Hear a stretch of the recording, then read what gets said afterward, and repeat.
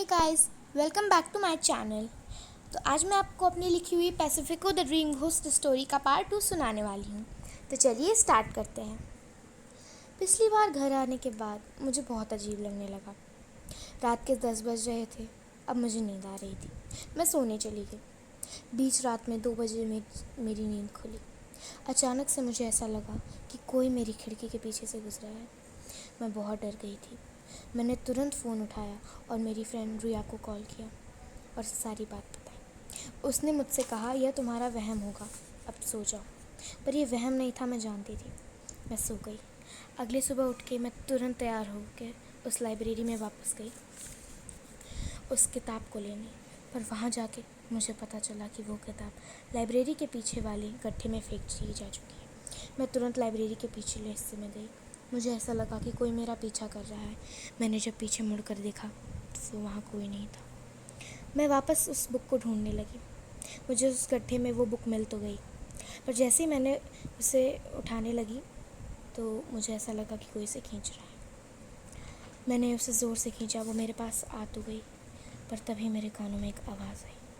वो आवाज़ पैसिफिको की थी। उसने मुझसे कहा, गलत किया तुमने वहाँ आके।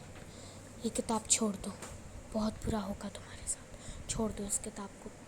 मैं इतना डर गई कि वहाँ से तुरंत चली आई। घर आकर मैंने जैसे ही उस किताब को खोला, उसके अंदर से खून बहकर बाहर आया।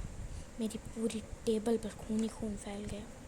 मेरी आंखें खुली की खुली रह गईं और मैं बेहोश हो गई। कुछ देर बाद मेरी आंखें खुली। मैं उठी और अपनी टेबल को देखकर चौंक गई। टेबल पूरी साफ़ थी। खून की एक बूंद भी नहीं थी अब उस पर।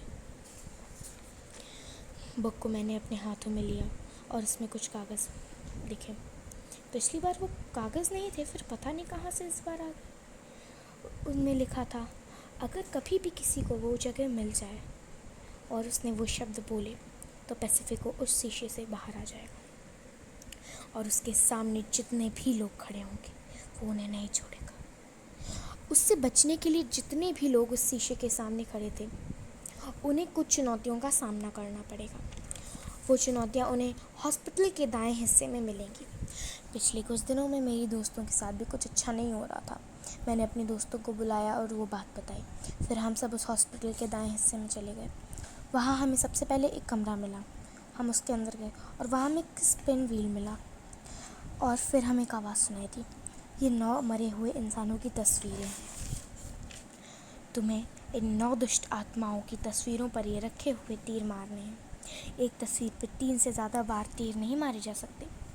अगर तीनों बार निशाना छूट गया तो वो बाहर आ सकता है। हम सब समझ गए।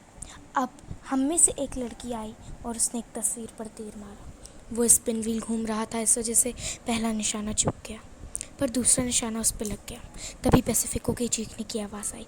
हम सब डर गए, लेकिन फिर हमने दूसरा तीर मारा और ये भी लग गया। ऐसे ही हमने सारे तीर सारी तस्वीरों पर मार दिए। आगे चलकर हम फाइनल स्टेप पर आ गए। सामने एक शीशे के अंदर अजीब सी तलवार थी। तभी मुझे एक बात याद आई कि उस बुक में पड़े हुए कागज़ में एक और बात लिखी थी।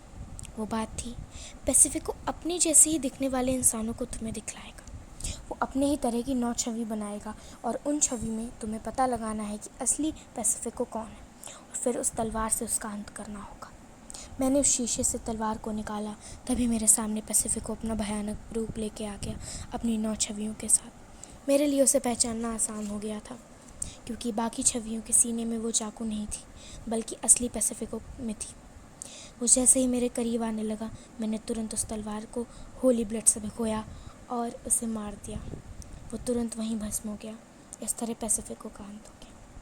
सो गाइज, आई होप आपको ये स्टोरी अच्छी लगी होगी। Please like this video and subscribe our channel.